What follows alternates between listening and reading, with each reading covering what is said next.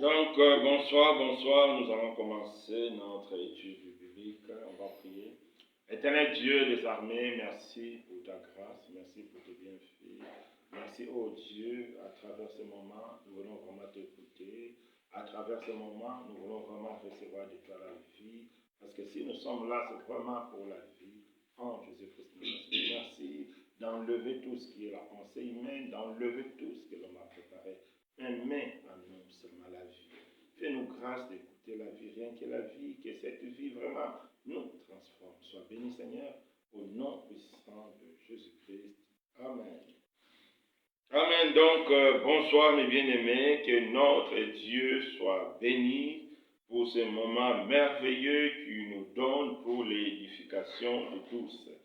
C'est mardi, c'est le jour de notre étude biblique. Comme nous savons, le but c'est vraiment de connaître, c'est la connaissance de notre Seigneur Jésus à travers de sa parole. Parce que malheureusement, beaucoup de personnes se disent chrétiens, beaucoup de personnes se disent connaître le Seigneur, mais ils ne connaissent pas le Seigneur à travers sa parole, à travers des doctrines des églises ou bien à travers des paroles d'hommes. Non, Dieu veut que nous puissions connaître son Fils à travers de sa parole. C'est très important. Le mardi passé, c'était le premier chapitre. On avait vu le premier chapitre du deuxième livre aux Corinthiens. Dans ce premier chapitre, Dieu nous a montré qu'il est le Dieu qui console, le Dieu de consolation, le Dieu de toute consolation. Étant des chrétiens, quelles que soient les difficultés, quels que soient les obstacles, quels que soient les moments difficiles qu'on peut passer dans notre vie, nous devons toujours faire confiance à notre Dieu. Il est celui qui va nous consoler au moment opportun. Il ne va pas nous abandonner, quel que soit, même si les hommes nous condamnent, même si la nature nous condamne. Non, Dieu, il est là pour nous soutenir.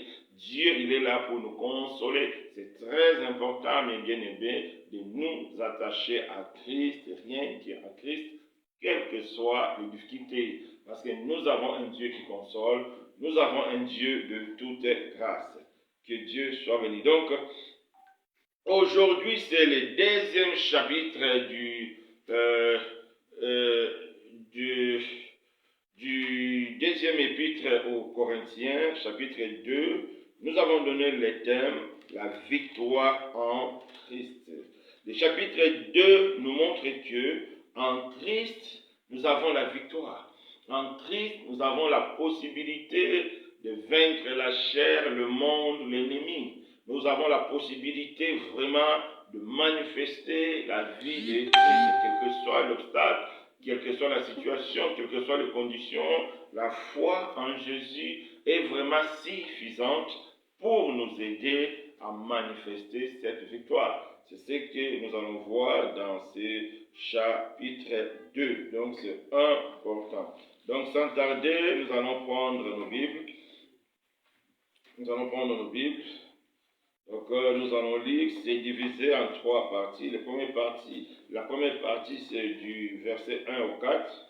Deuxième partie, verset 5 à 13. Et troisième partie, verset 13 et verset 14 jusqu'à la fin. Donc on va voir la première partie, on va voir aussi comment l'apôtre Paul a manifesté la victoire de Christ par rapport à une situation donnée de l'époque. Donc sans tarder, nous allons prendre nos Bibles.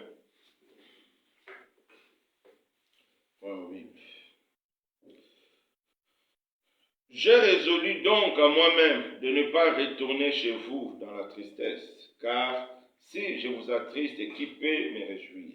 Sinon, c'est lui qui est attristé par moi. J'ai écrit comme je l'ai fait, pour ne pas éprouver à mon arrivée de la tristesse de la part de ceux qui devaient me donner de la joie. Ayant en vous toute cette confiance que ma joie et la vôtre à tous. C'est dans une grande affliction, le cœur angoissé et avec beaucoup de larmes que je vous ai écrit, non pas afin que vous soyez attristés, mais afin que vous connaissiez l'amour extrême que j'ai pour vous. Ici, si on se rappelle encore de l'étude biblique de mardi passé, vers la fin, chapitre 1, verset 23, l'apôtre Paul avait annulé son voyage pour aller voir les chrétiens de Corinthe.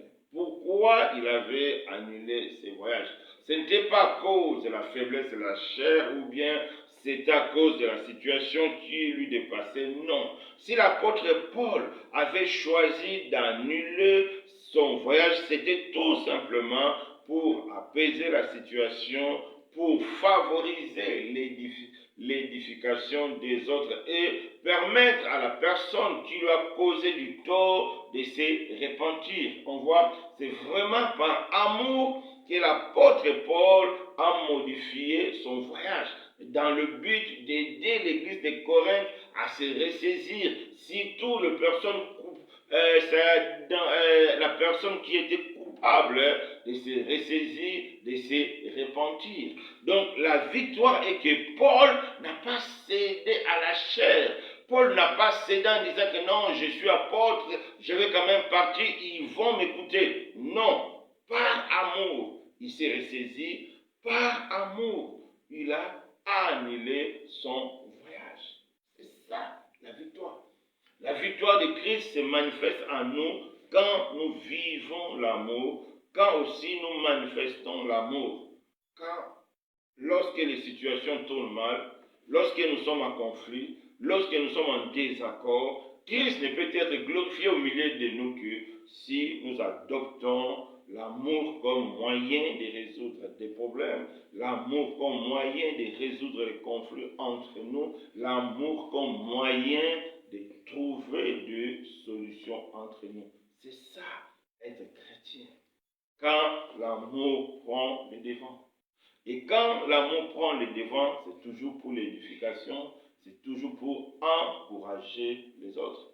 Et Paul a annulé son voyage parce que vu la situation, il n'a pas voulu aggraver encore la situation, mais permettre à l'amélioration de la situation, permettre à la personne de se repentir de celui qui lui a causé du tort. Donc nous voyons la victoire de Jésus-Christ, la victoire en Christ manifeste aussi quand nous mettons l'amour devant, quand nous vivons l'amour au milieu des problèmes, au milieu des conflits, au milieu de difficultés, quand l'amour règne.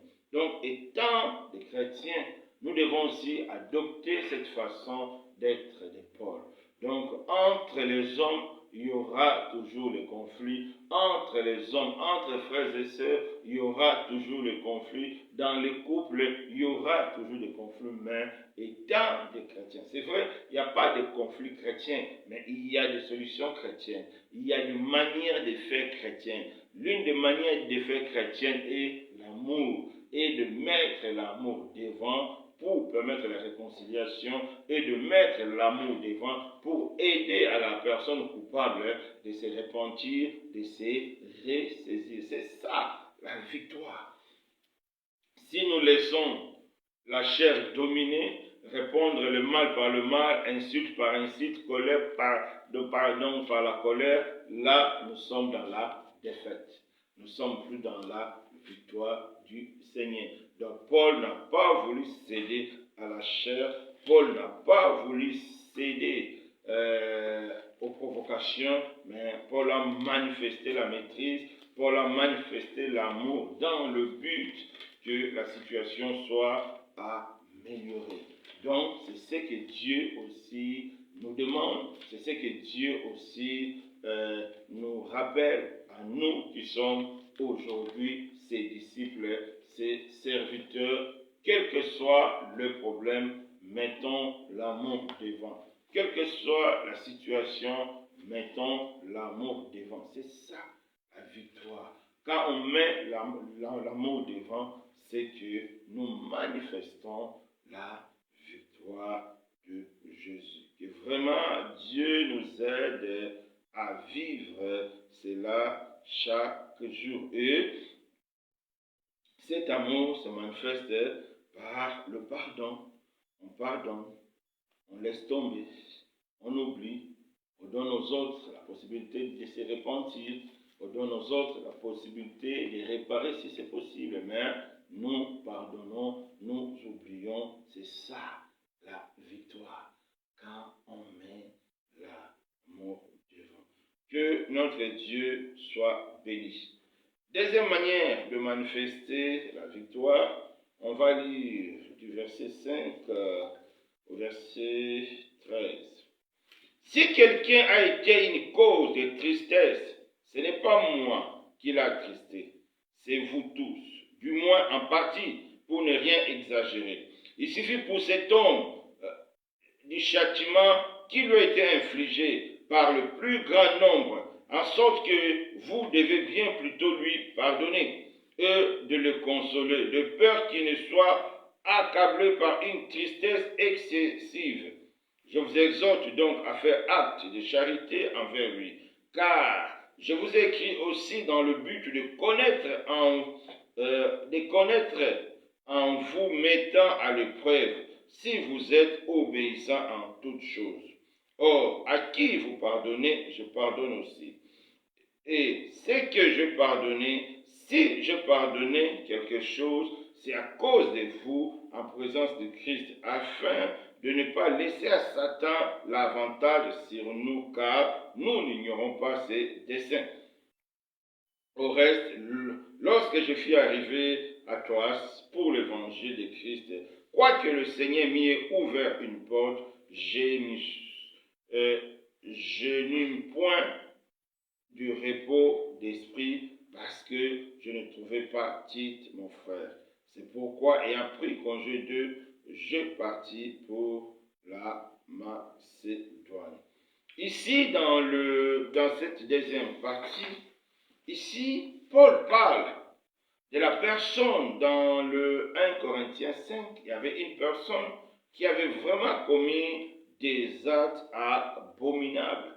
Étant chrétien, il courait derrière la femme de son père, il sortait avec la femme de son père. C'était vraiment une situation de tristesse. Même Paul a dit, même chez le païen, on ne trouve pas cela. Et cela avait vraiment dérangé. Et l'Église devait sanctionner cette personne. Oui, sanctionner, c'est bien. Mais sauf que dans ce contexte, l'Église, la sanction était tellement sévère que la personne était devenue accablée, attristée. C'est pourquoi Paul les exhorte. Il dit que non. Dans le cadre de l'Église, la sanction n'est pas pour punir, non. La sanction est punir pour aider la personne à se construire, pour aider la personne à se repentir, pour aider la personne à faire marche en arrière. C'est très important. Dans une église, on doit avoir des sanctions pour que l'ordre puisse régner, parce que la Bible dit notre Dieu, il est aussi Dieu d'ordre. Mais l'Église ne sanctionne pas comme le monde. L'Église ne sanctionne pas pour rejeter, mais l'Église doit sanctionner dans le but de récupérer la personne. Le but doit sanctionner dans le but de donner à la personne coupable l'opportunité de se repentir, l'opportunité de faire marche en arrière, l'opportunité de réintégrer l'ensemble. C'est ça l'objectif. Même quand on livre à Satan, l'objectif n'est pas que la personne soit perdue, non, mais que la personne puisse éprouver de la tristesse, des souffrances, qu'il fasse marche en arrière, qu'il puisse se repentir. Comme Dieu le dimanche nous a enseigné, il est le Dieu de toute grâce. Donc dans ce cas, c'est pourquoi Paul dit, vous devez pardonner à cette personne, bien qu'il a fait du mal, mais on devait pardonner dans le but de le récupérer, pour ne pas rendre le mal par le mal, insulte par insulte, ou bien colère par la colère. Donc la victoire de Christ devait se manifester par le pardon. On te pardonne. Et par l'assistance. C'est ça la victoire. On n'a pas rejeté la personne pour toujours. On n'a pas banni la personne pour toujours, mais par amour, on l'a sanctionné dans le but de l'aider. On l'a sanctionné dans le but de corriger la personne. C'est pourquoi Paul a dit, en sorte que vous devez bien plutôt lui pardonner et le consoler de peur qu'il soit accablé par une tristesse excessive. C'est-à-dire, il est vrai, la personne a commis des fautes, mais attention, l'Église doit avoir la miséricorde de Dieu. Notre Dieu miséricorde, c'est-à-dire, il est celui qui nous pardonne, quel que soit ce que nous avons fait. Il ne tient pas compte de l'affaire, il ne tient pas compte de la gravité. C'est ça, c'est-à-dire, quand Dieu pardonne, il ne tient pas compte de la gravité. C'est pareil, quand l'Église sanctionne dans le but d'aider la personne, l'Église ne doit pas rester sur la gravité. Ah, c'est tellement grave. Non, non, non, non, non, non. Christ a payé pour tout ça, mais l'Église doit trouver des moyens adéquats pour permettre aux frères ou bien à la sœur sanctionnée de retourner dans le droit chemin. C'est ça, la victoire. Quand on sanctionne et que la personne est perdue, c'est la défaite. Quand on sanctionne et la personne retourne dans le monde, c'est la défaite.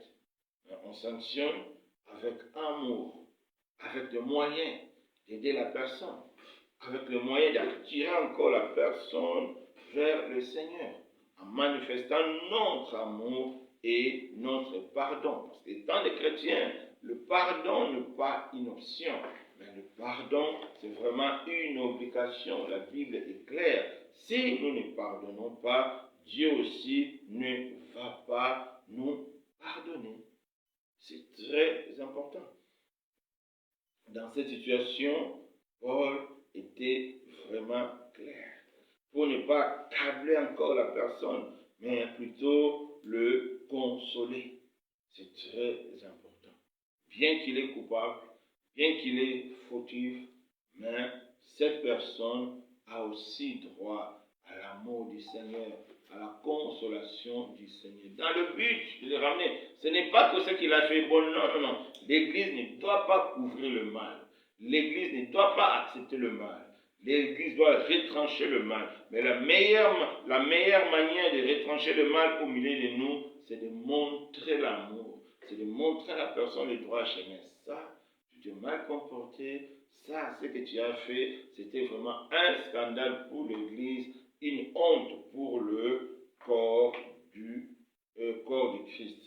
Donc, c'est très important, mes bien-aimés, étant des chrétiens, d'avoir cette attitude dans nos assemblées, dans nos réunions, face à une sœur ou bien à un frère qui serait coupable d'une situation donnée. Donc, nous devons savoir faire pardonner.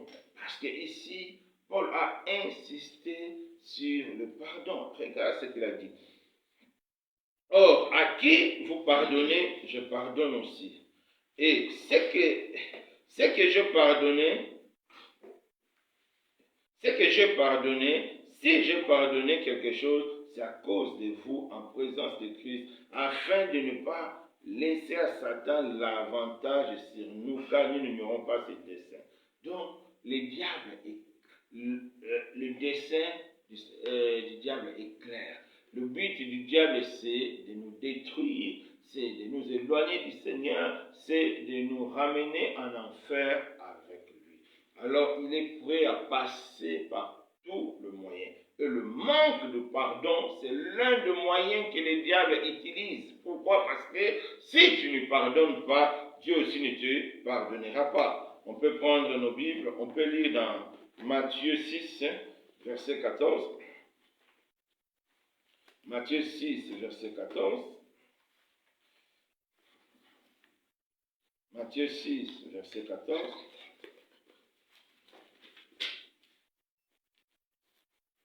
Matthieu 6, verset 14. Écoutons la parole du Seigneur.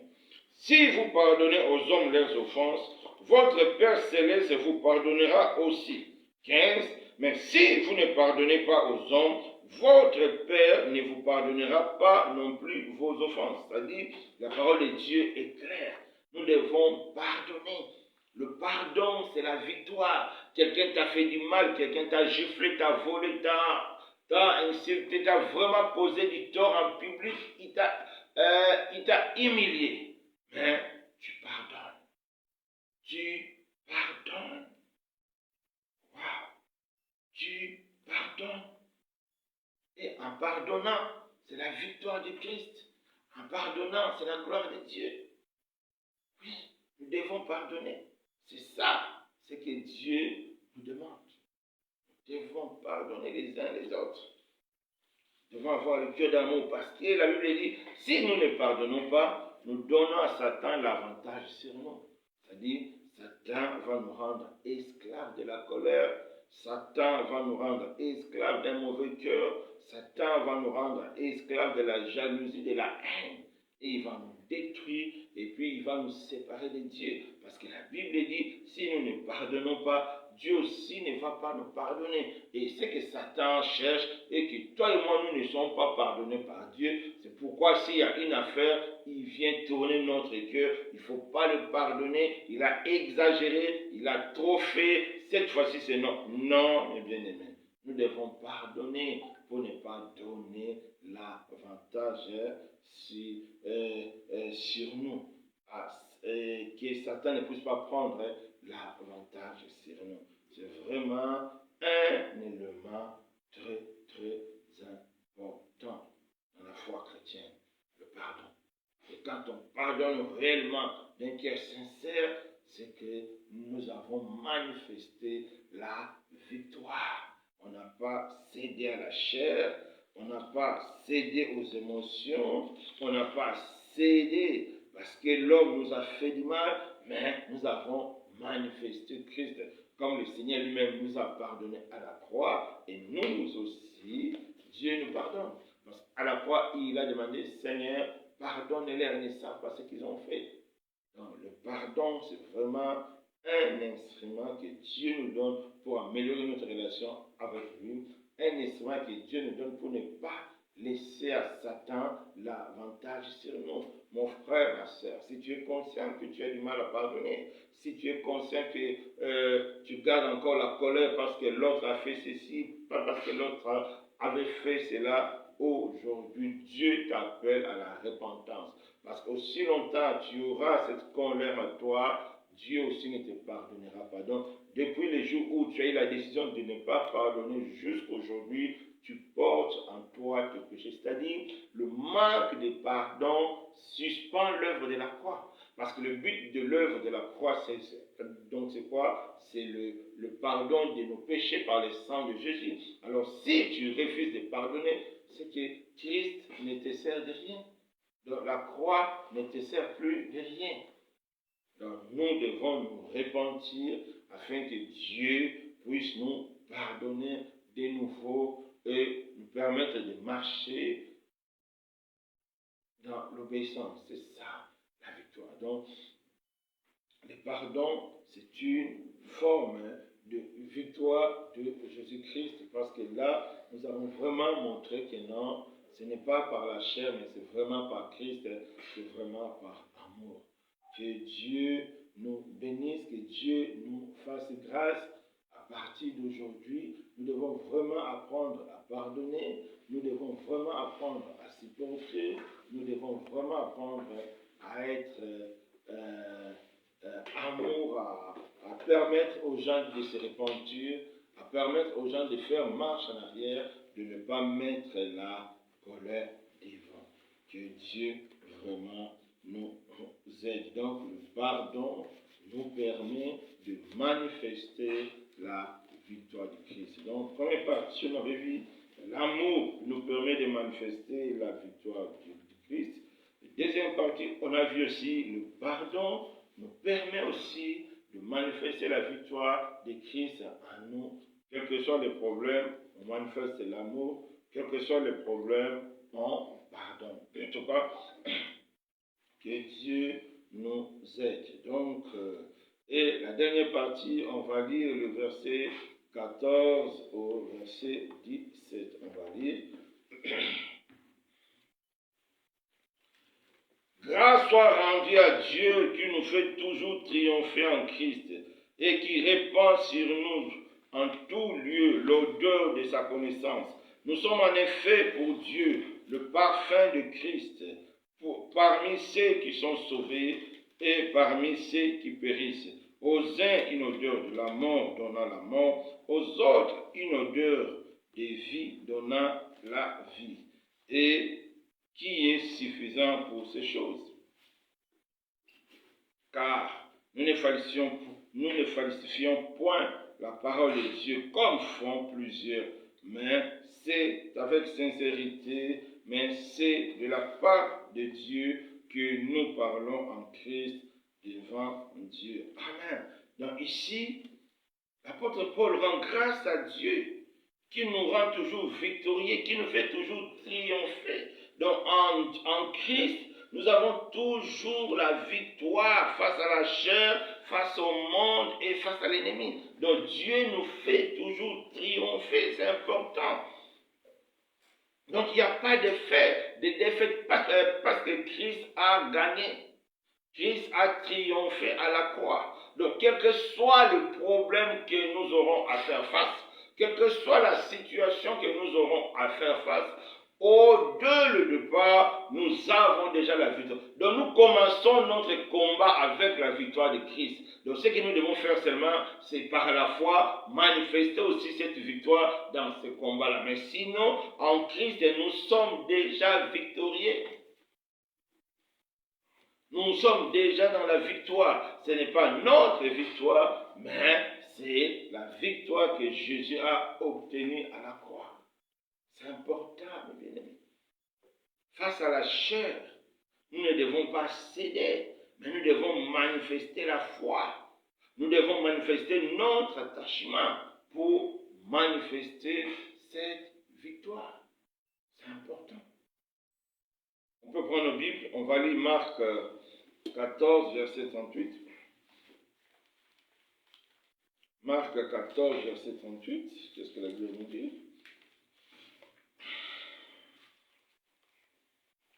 Veillez et priez afin que vous ne tombiez pas en tentation. L'esprit est bien disposé, mais la chair est faible.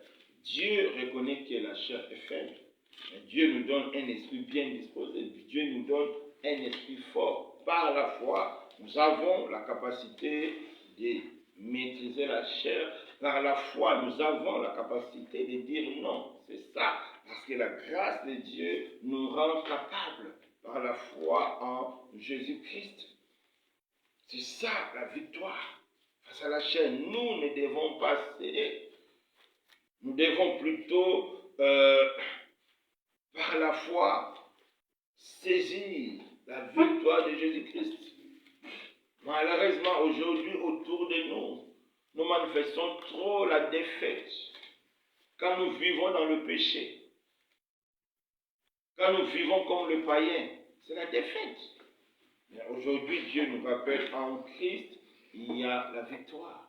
En Christ, nous sommes toujours victorieux. Donc, dès qu'on commence un combat avec Christ, on commence déjà dans la victoire. On ne combat pas pour avoir la victoire, non. En Christ, on combat pour manifester la victoire qui est déjà acquise à la croix. C'est important. Donc, face à la chair, prions. L'esprit est disposé. Par la foi, nous avons la capacité de dire non. Nous avons la capacité de ne pas céder. Nous avons la capacité de marcher dans la sanctification. Nous avons la capacité de marcher dans l'obéissance. Non pas que nous sommes plus forts que les autres, non. Parce que nous avons foi en Jésus-Christ. Parce que nous nous appuyons en Christ. Et en lui, Dieu nous donne la victoire. C'est important. Nous devons nous maîtriser. De maîtriser notre bouche. De maîtriser nos yeux. À les fixer que sur Jésus. au lieu de le fixer vers les choses du monde. Non. C'est important, mes bien-aimés, de savoir qu'en Christ, nous avons la victoire. Que Dieu nous fasse grâce, parce que cette victoire-là est là en Christ. En Christ, nous avons aussi la victoire face au monde, face aux réalités visibles, face aux réalités au quotidien. Nous avons la victoire. Même si humainement, on peut penser que c'est fini, même si humainement, on peut dire qu'on n'aura pas la force de faire face. Non. La Bible nous dit, Dieu nous fait triompher. Donc Dieu nous donne à chaque fois la victoire, parce que la victoire est déjà acquise à la croix, c'est-à-dire à chaque fois Dieu nous donne la possibilité de manifester cette victoire face au monde.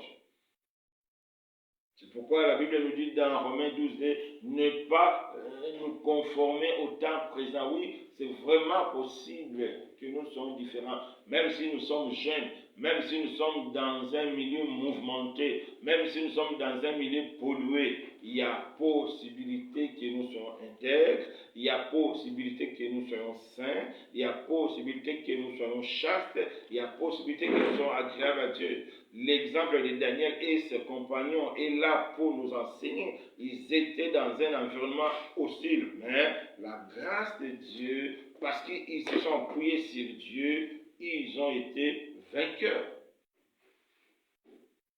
Que Dieu nous fasse grâce, bien-aimés.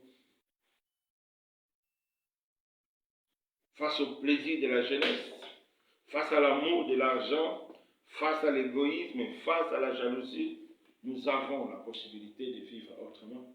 Nous avons la possibilité de manifester la vie de Christ. Nous avons la possibilité de dire non et d'aimer nos prochains, d'aimer notre semblable, de manifester l'amour de Christ. Parce que Dieu nous fait triompher en Christ.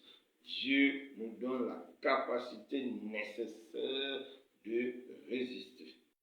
Et même face à l'ennemi, face aux entités démoniaques, nous avons la victoire. C'est important. On peut prendre nos Bibles et lire Luc 10, verset 19. Luc 10, verset 19. Luc 10.